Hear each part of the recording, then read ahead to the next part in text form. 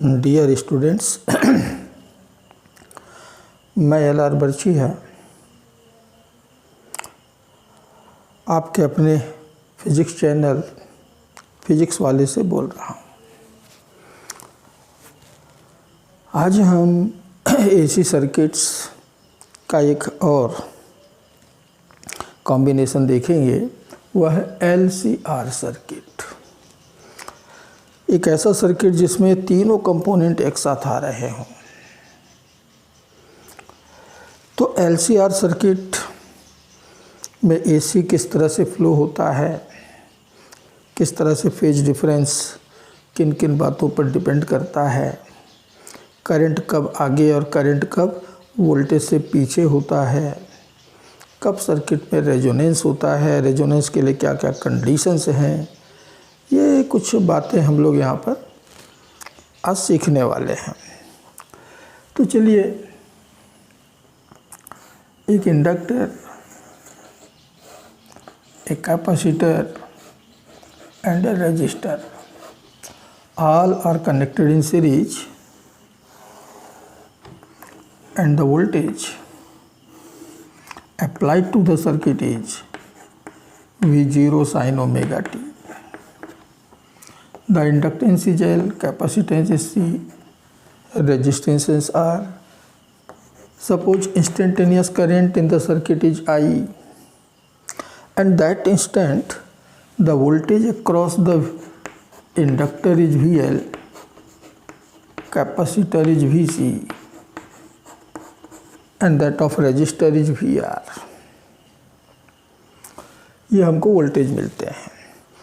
तो जैसे कि हमको मालूम है कि वोल्टेज बराबर होता है current into resistance, Ohm's law कहता है। तो VL बराबर होगा I into XL, VC will be equal to I into XC, and VR is equal to I into R. ये सारी बातें हमको मालूम हो गई। अब जब सब ये वोल्टेज हमको मालूम हो गए, करंट हमारे पास है, तो फिर हम सर्किट का फेजर डायग्राम बना सकते हैं। सर्किट को सॉल्व करना है तो हमको सबसे पहले तो फेजर डायग्राम ही तो ड्रॉ करना पड़ता है। तो फेजर डायग्राम हम ड्रॉ करते हैं पहले। लेकिन देखिए कि एक सर्किट में एक्सएल या एक्सी की जो वैल्यूज है, it depend upon the frequency of the AC. ये एसी के फ्रीक्वेंसी पर डिपेंड करता है। For low frequency XL may be less than XC. For high frequency, XL may be greater than XC. Means XL और XC absolute constant ना होकर के frequency के साथ साथ चेंज होते हैं। और इसलिए डिफरेंट फ्रीक्वेंसीज़ के एसी यदि हम अप्लाई करते जाएं तो हमको यहाँ पर तीन केस मिल सकते हैं। XL may be less than XC, second XL may be greater than XC, and third XL may be equal to XC। तो ये तीन कंडीशन हमको यहाँ पर अवेलेबल हैं। तो तीनों के लिए हम जरा बारी बारी से सर्किट सॉल्व करते हैं। ठीक, तो case one, XL is less than XC, means VL is less than VC, कि VL जो है वो VC से छोटा है। तो चलिए इस कंडीशन के अकॉर्डिंगली हम फेजर डायग्राम बनाएं।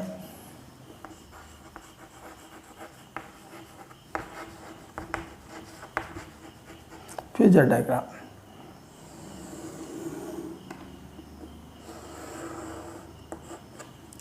तो आपका ये VL, ये करंट, इधर ही मिलेगा VR, और इससे 90 डिग्री पीछे ये मिल गया VC। तो ये फेजर डायग्राम हो गया। यहाँ हमने VL और VC के न केवल डायरेक्शन बतला रहे हैं, उनके मैग्नीट्यूड को भी हम दर्शा रहे हैं कि ये छोटा है और ये बड़ा है। तो फिर नेट वोल्टेज कितना होगा?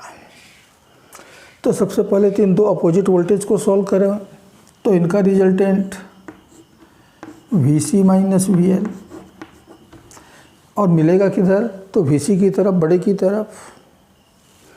और फिर इन दोनों के रिजल्टेंट के साथ में थर्ड का रिजल्टेंट निकालें पैरेललोग्राम बनाकर, तो ये हो गया नेट वोल्टेज। और यदि ये नेट वोल्टेज है, ये करंट है, तो इनके बीच का ये एंगल आपका हो गया phase difference, phase difference. And see that in this circuit current leads the voltage, current voltage के आगे चल रहा है, means it is A capacitive circuit. जैसा कैपेसिटेंस में होता है कि करंट को आगे रखता है, ये सर्किट भी करंट को आगे रखा हुआ है, that's why it is A capacitive circuit. तो चलिए एक एक करके सारी क्वांटिटी कैलकुलेट करते जाएं। तो सबसे पहले net voltage means the applied voltage कि V की वैल्यू कितनी होगी, या अप्लाइड वोल्टेज इन तीनों कंपोनेंट्स में किस तरह से डिस्ट्रीब्यूट हुआ है। तो V की वैल्यू आप इस राइट एंगल ट्रायंगल से कैलकुलेट कर सकते हो कि V का स्क्वायर पाइथागोरस थ्योरम के अकॉर्डिंगली, तो V का स्क्वायर बराबर होगा बाकी दोनों साइड्स के स्क्वायर के सम, यानी VR square plus VC minus VL का स्क्वायर। तो ये जो अप्लाइड वोल्टेज है इन तीनों कंपोनेंट में इस इक्वेशन के अकॉर्डिंगली डिस्ट्रीब्यूट होता है। यानी यहाँ पर way of distribution of the voltage is quite different from DC circuit. DC circuit में तो सीधा सीधा लीनियर डिस्ट्रीब्यूशन होता है कि 50 वोल्ट यहाँ आया, 100 वोल्ट यहाँ गया, 150 वोल्ट यहाँ आया, पूरे का सम 300 वोल्ट, तो 300 वोल्ट DC लगाया था, 50, 100, 150 में डिस्ट्रीब्यूट हो गया। यानी कि डिस्ट्रीब्यूटेड वोल्टेज को यदि आप सम निकालें तो it is always equal to the applied voltage. लेकिन यहाँ ऐसा नहीं है, इन तीनों का सम अप्लाइड वोल्टेज के बराबर नहीं, बल्कि इन तीनों को इस इक्वेशन में रखोगे तब अप्लाइड वोल्टेज मिलेगा। ठीक, तो V कितना आया, √VR square plus VC minus VL का स्क्वायर। सेकेंड इम्पीडेंस, इम्पीडेंस तो इम्पीडेंस हमने मान लिया Z कि सर्किट का इम्पीडेंस कितना है, तो सपोज इट इज Z। यदि Z है तो फिर total voltage is equal to the current into the total resistance, और टोटल रेजिस्टेंस Z हुआ। ये सारे वैल्यू, सारे वोल्टेज की वैल्यू ऊपर वाली इक्वेशन में रख दो। तो फ्रॉम अबव इक्वेशन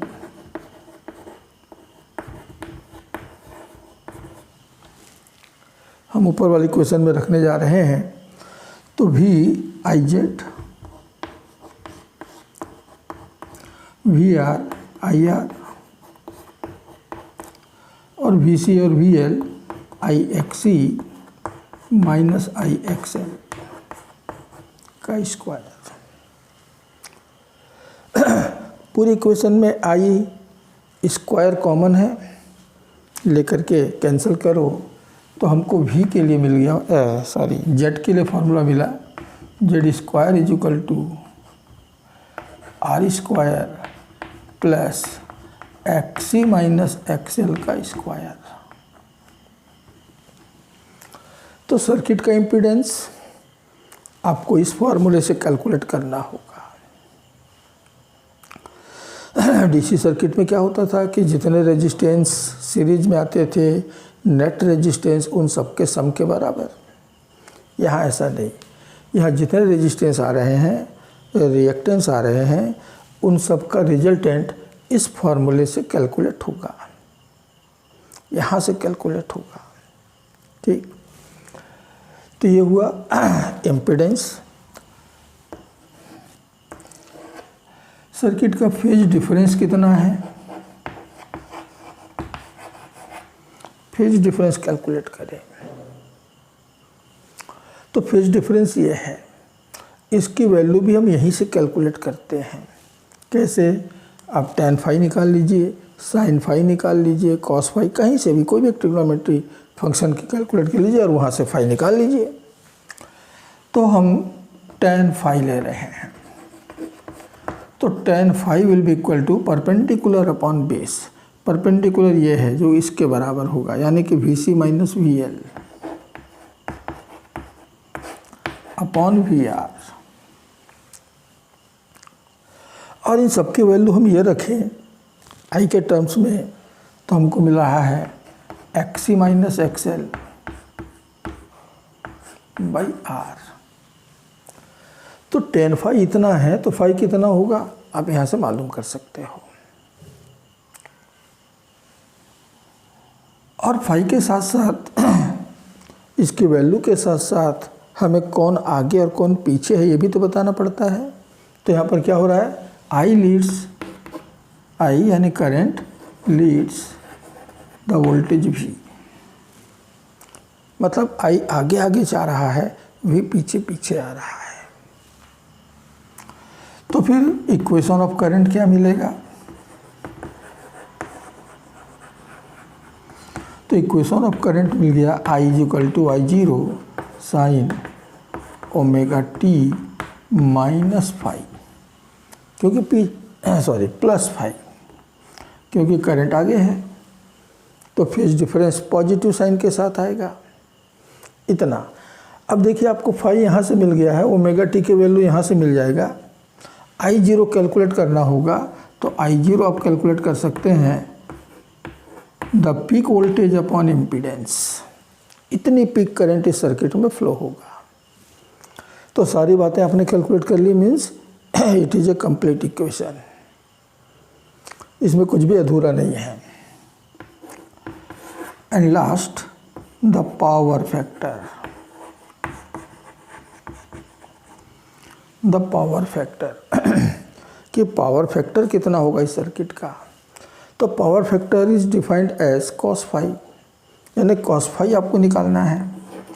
तो cos फाई बराबर मिल रहा है बेस अपॉन हाइपोटेनस, तो VR अपॉन V। VR की value I into R, VZ की वैल्यू V की वैल्यू I इंटू Z, दोनों रखा, I कैंसल, तो क्या बच गया R by Z, R by Z. तो ये जो पावर फैक्टर है तो किसी भी सर्किट के लिए इतना ही आता है, R बाई जेड। तो इस केस में सर्किट इस तरह से बिहेव करेगा, करंट आगे जाएगा, वोल्टेज पीछे जाएगा, और इसलिए it is a capacitive circuit.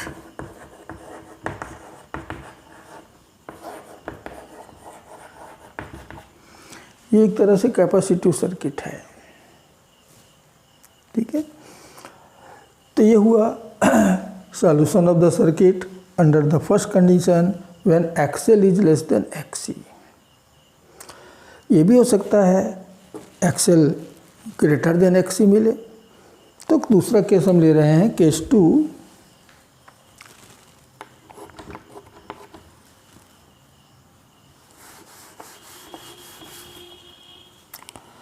XL is greater than XC and that's why VL is greater than VC। यानी अब ये वोल्टेज बड़ा है, ये वोल्टेज छोटा है। तो चलिए फेजर डायग्राम बनाइए और इस कंडीशन में सर्किट को सॉल्व कीजिए। तो 5 मिनट के लिए वीडियो यहाँ पर पॉज करें और पूरा सर्किट अपने मन से अपने तरीके से सॉल्व करें। अब तक आपने सर्किट सॉल्व करना सीख लिया है, फेजर डायग्राम ड्रॉ करना सीख लिया है। तो चलिए ट्राई कीजिए, वीडियो को पॉज करें और सर्किट को सॉल्व करें। ये वो सारी बातें जो मैंने यहाँ पर कैलकुलेट करके दिया था with the help of the phasor diagram, वही काम आपको भी करना है, तो करिए।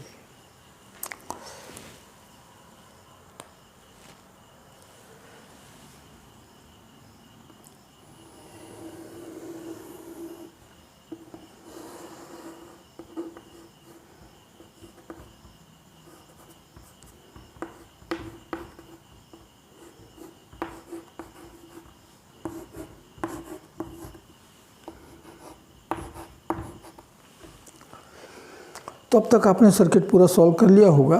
तो चलिए अब मेरे साथ फेजर डायग्राम ड्रा कीजिए और सर्किट को सॉल्व करते हैं। तो आपने जो सॉल्यूशन निकाला, मेरा जो आ रहा है, इनको कंपेयर करें कि आपने सही किया कि नहीं। तो देखिए, अब हमने कहा VL is greater then VC, तो मैंने इसको बड़ा बनाया, इसको छोटा बनाया, और इन दोनों का रिजल्टेंट इनके डिफरेंस के बराबर और बड़े की तरफ मिलेगा। तो मिल गया VL माइनस VC। और इसके साथ में थर्ड वोल्टेज का रिजल्टेंट कैलकुलेट करें तो ये आ गया V, और ये V और ये I total voltage total current के बीच का जो एंगल हो गया, ये हो गया फेज डिफरेंस फाई। तो क्या डिफरेंस आया? Now current lags behind the voltage. वहाँ क्या होता था? Current leads the voltage, but now current lags behind the voltage. बस ये डिफरेंस आया है, बाकी और कुछ नहीं। तो यहाँ पर से भी नेट वोल्टेज क्या मिलेगा? तो नेट वोल्टेज हम दे रहे हैं V square is equal to इसका स्क्वायर बराबर बाकी दोनों का स्क्वायर का सम, तो VR square plus VL minus VC का स्क्वायर, बिल्कुल पहले का ही समान है। बस VL और VC की पोजीशन चेंज हो गई है। ठीक है। इम्पीडेंस कितना होगा? तो V की जगह मैंने रखा IZ का स्क्वायर, VR की जगह IR का square plus IXL minus IXC का square, and that's why Z square is equal to R square plus XL minus XC का स्क्वायर। तो from this equation we can calculate the impedance of the circuit. Third, the phase difference.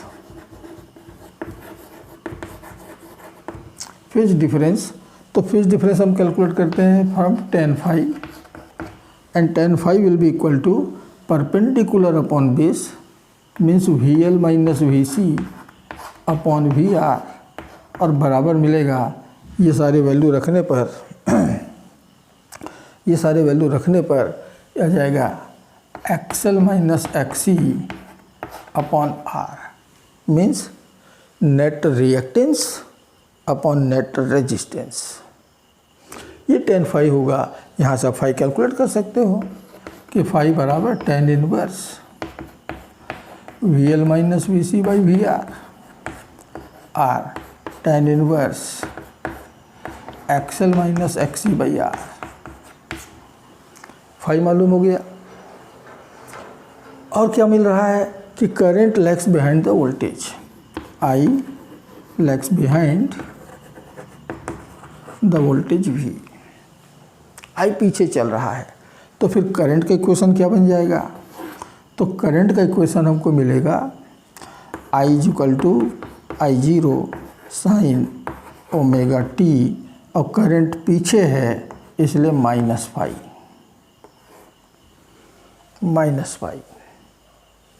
I0 कैसे मालूम होगा? तो I0 is given by V0 by Z ऊपर निकला हुआ है, हमने निकाला हुआ है।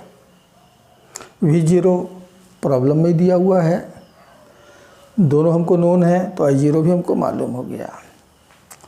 एंड द पावर फैक्टर, तो power factor means cos phi, and it is equal to base upon hypotenuse VR by V, and therefore it is equal to R by Z after putting these values।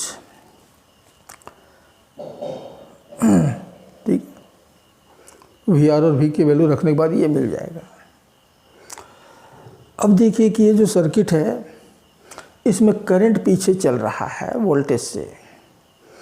ये किसकी property है? तो ये तो inductor की property है। Inductor ही क्या करता है? वोल्टेज को आगे और करंट को पीछे रखता है। वो यहाँ पर भी हो रहा है। Means it is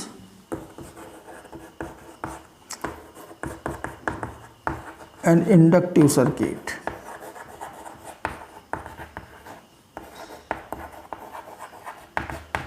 it is an inductive circuit. तो ये हुआ दूसरा केस। सेकंड केस कि XL is greater than XC, तो ये सिचुएशन आएगा। अब एक थर्ड केस हमको मिल सकता है कि दोनों एक दूसरे के इक्वल हों, दोनों एक दूसरे के इक्वल। तो चलिए यहीं से वीडियो पॉज कीजिए और इस कंडीशन को लेकर के सर्किट को फिर से सॉल्व कीजिए।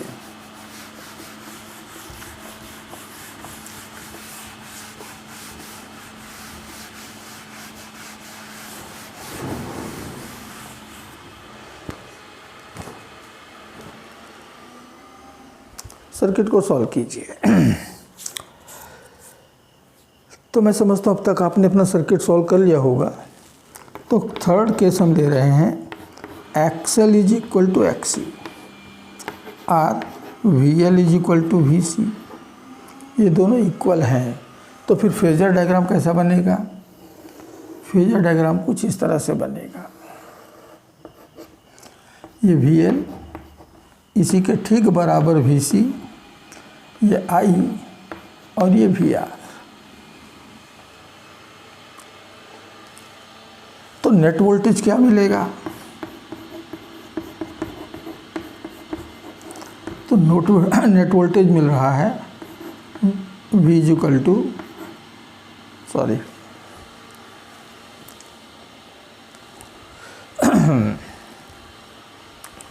ये VL और VC तो आपस में कैंसिल हो गए।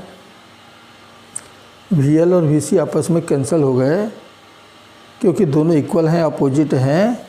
तो फिर नेट वोल्टेज भी बराबर मिलेगा VR के ही। यही हमारा नेट वोल्टेज है। यानी कि रेजिस्टेंस के अक्रॉस जितना वोल्टेज आ रहा है वही अप्लाइड वोल्टेज के बराबर होगा। यहाँ पर भी वोल्टेजेस हैं लेकिन एक दूसरे का अपोजिट होने के कारण और एक दूसरे के इक्वल होने के कारण आपस में कैंसिल हो जा रहे हैं। तो V should be equal to VR, यानी रेजिस्टेंस का वोल्टेज ही हमारा नेट वोल्टेज है। और यही यदि हमारा नेट वोल्टेज है, V है, तो V और I तो सेम पोजीशन में हो गए। तो फेज डिफरेंस फाई 0 होना चाहिए। तो फाई यहाँ पर 0 है। No phase difference. Voltage and current are always in the same phase. Z कितना मिलेगा? तो Z स्क्वायर बराबर होता है R square plus XL minus XC का स्क्वायर। अब ये दोनों तो इक्वल हैं तो कैंसिल हो गए, तो क्या बचेगा? R square, and that's why Z is equal to R। यानी जितना रेजिस्टेंस है उतना ही इम्पीडेंस भी है, और वो इसलिए मिनिमम है, कम से कम है। भाई यदि ये कुछ होगा तब तो फिर इसमें जुड़ेगा, और यहाँ पर 0 हो गया तो कुछ भी नहीं जुड़ रहा है, माने मिनिमम है ये। तो under this condition the impedance in the circuit is minimum. और यदि ये मिनिमम है तो करंट I जो होता है V upon Z, it is here V upon R, और डिनोमिनेटर मिनिमम है, कम से कम है, तो करंट तो मैक्सिमम होगा। Current will be maximum. और यदि सर्किट ने मैक्सिमम करंट ड्रॉ कर रखा है from the source, then it is resonance, यानी सर्किट हमारा रेजोनेंस कर रहा है।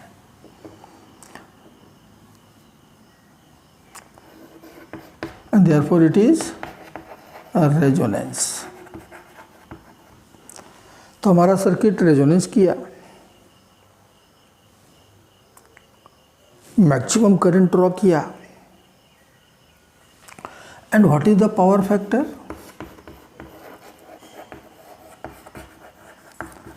तो पावर फैक्टर यानी cos फाई बराबर हो गया 1, क्योंकि फाई की वैल्यू 0 है और cos 0 की वैल्यू 1 होता है। और आपको ये भी मालूम है कि ये तो मैक्सिमम होता है, मैक्सिमम। तो under this condition the power factor of the circuit is maximum, means it consumes maximum power from source. ये सोर्स से मैक्सिमम पावर ड्रॉ कर रहा होगा, मैक्सिमम पावर कंज्यूम कर रहा होगा। तो ये है ये सर्किट। अब देखिए कि यहाँ पर करंट और वोल्टेज तो भाई सेम फेज में है। ये किसकी प्रॉपर्टी है? तो हम कहते हैं ये तो रेजिस्टेंस की प्रॉपर्टी है, and that's why it is a resistive circuit.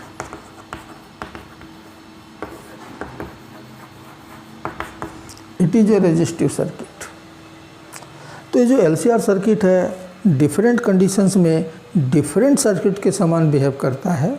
Sometime it behaves like a capacitive circuit, sometime it behaves like a inductive circuit, sometime it behaves like a resistive circuit.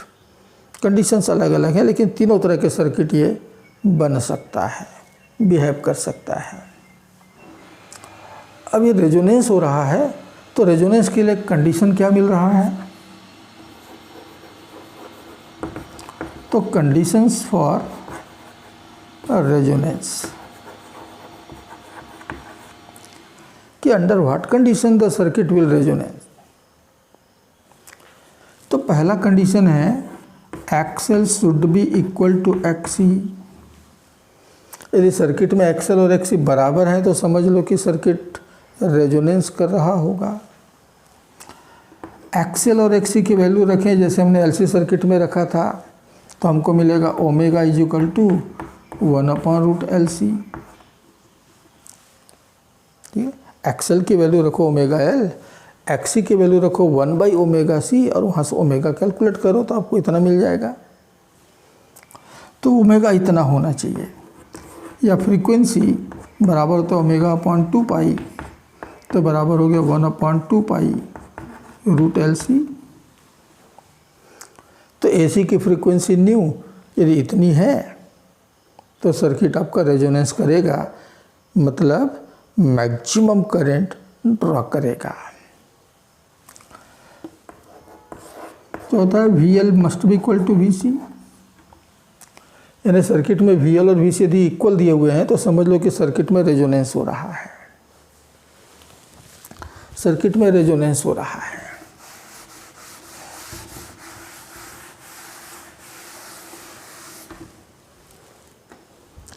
तो पांचवी condition V should be equal to VR। यदि resistance में जितना voltage आ रहा है वही applied voltage के बराबर है तो समझ लो कि सर्किट रेजोनेंस कर रहा है। Z equal to R, Z R के बराबर है, यानी इम्पीडेंस टोटल रेजिस्टेंस वो R के बराबर है तो सर्किट में रेजोनेंस हो रहा होगा। The phase difference equal to 0, यदि सर्किट में फेज डिफरेंस 0 है तो समझ लीजिए कि आपका सर्किट रेजोनेंस कर रहा होगा।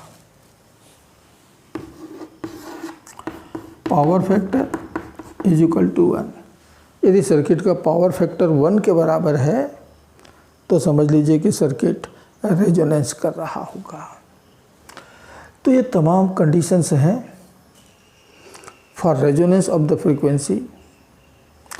इनमें से कोई भी एक कंडीशन यदि सेटिस्फाइड है, अगर हमको सर्किट में इतना मिल रहा है तो समझ लो कि बाकी कंडीशन ऑटोमेटिकली सेटिस्फाइड होंगे, सब सेटिस्फाइड होंगे, and you have a resonance in the circuit. तो ये है आपका LCR सर्किट, उसका बिहेवियर कि LCR सर्किट इस तरह से बिहेव करता है। तो प्यारे बच्चों, इस सर्किट की सारी प्रॉपर्टीज़ आपने आपको अच्छे से समझ में आ गए होंगे, सारे कॉन्सेप्ट्स क्लियर हो गए होंगे कि फेजर डायग्राम कैसे ड्रॉ करना है, फिर सर्किट का वहाँ से सॉल्यूशन कैसे निकालना है ना। कुछ बातें कैलकुलेट हम लोगों ने किया था, उनमें से जो भी वो पूछता है आप वो कैलकुलेट करके वहाँ से बता सकते हो। कहाँ से? फेजर डायग्राम से। करंट पूछे, नेट वोल्टेज पूछे, इम्पीडेंस पूछे, जो भी पूछे सब कुछ आप वहाँ से कैलकुलेट कर सकते हो। That's why the phasor diagram is the important key to solve an AC circuit. तो एसी सर्किट को सॉल्व करना है तो आपको फेजर डायग्राम तो ड्रॉ करना ही पड़ेगा। और फेजर डायग्राम यदि आपने करेक्टली ड्रॉ कर लिया तो अपने एसी सर्किट का सॉल्यूशन आप इजीली मालूम कर सकते हो,